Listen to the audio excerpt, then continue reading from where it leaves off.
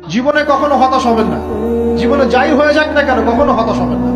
মনে রাখবেন আল্লাহ আপনার রব, আল্লাহ আপনার সাথে আছেন ইনশাআল্লাহ।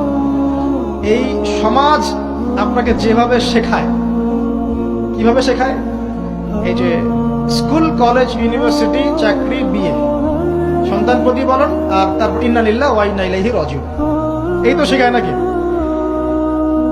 সবসময় মনে রাখবেন যে আল্লাহ রাব্বুল আলামিনের পরিকল্পনাই আপনার উপরে সবচেয়ে বেশি অগ্রাধিকার যোগ্য, সমাজের পরিকল্পনা নয়।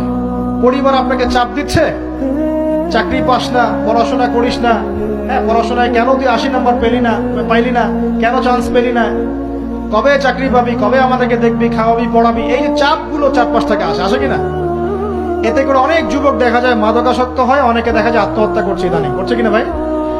এই শব্দটা থেকে আমি এই পয়েন্টটা আজকে লিখেছিলাম যে ভুলেও আল্লাহর প্রতি বিশ্বাস এবং তাওয়াক্কুল হারাবেন না। সমাজ যেভাবে শেখায়, সমাজ চারপাশে যে চাপ আপনাকে দিচ্ছে, এই চাপে নিজে গা ভাসিয়ে দিবেন না। আপনি আল্লাহর কাছে দোয়া করবেন, আল্লাহর কাছে পথ চেয়ে নিবেন এবং আল্লাহর প্রতি তাওয়াক্কুল ভরসা করবেন, কখনো আত্মহত্যার পথ বেছে নিবেন।